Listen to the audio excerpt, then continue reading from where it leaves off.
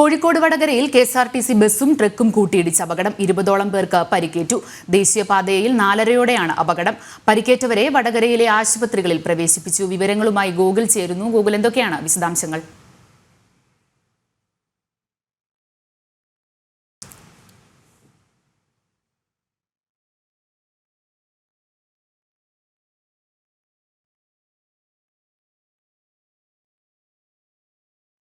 ഗോകുൽ, എന്തൊക്കെയാണ് വിശദാംശങ്ങൾ? വൈകിട്ട് 5 മണിയോടുകൂടിയാണ് ഇത്തരത്തിൽ വലിയൊരു അപകടം ഉണ്ടായത്. KSRTC ബസ്സും ട്രക്കും ഇടിക്കുകയായിരുന്നു.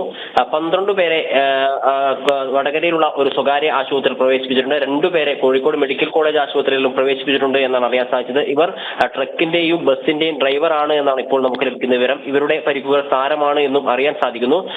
പ്രാഥമിക വിവരത്തിന്റെ അടിസ്ഥാനത്തിലാണ് നമ്മൾ ഈ കാര്യങ്ങളൊക്കെ പങ്കുവെക്കുന്നത്. വൈകിട്ട് 5:15 കൂടിയായിരുന്നു അപകടം നടന്നിട്ടുള്ളത്. പോലീസ് ഇടപെട്ടിട്ടാണ് ഇപ്പോൾ അവിടുത്തെ ഗതാഗതം നിയന്ത്രിക്കുന്നത് എന്ന് നമ്മളിപ്പോൾ മനസ്സിലാക്കുന്നുണ്ട്. ഗതാഗത കുരുക്കാണ്. ആ വഴി പോകുന്ന വാഹനങ്ങളെ വഴിതിരിച്ചുവിടാനുള്ള നടപടികളാണ് ഇപ്പോൾ നടന്നുകൊണ്ടിരിക്കുന്നത്.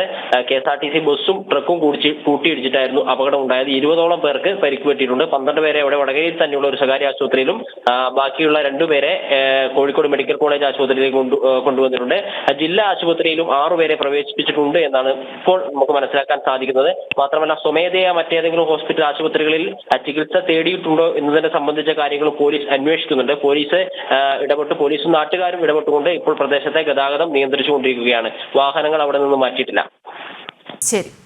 കോഴിക്കോട് വടകരയിൽ KSRTC ബസ്സും ട്രക്കും കൂട്ടിയിടിച്ച അപകടം 20ഓളം പേർക്ക് പരിക്കേറ്റു. ദേശീയപാതയിൽ 4:30യോടെയാണ് അപകടം നടന്നത്. വിവരങ്ങൾ നൽകുകയായിരുന്നു ഗോകുൽ.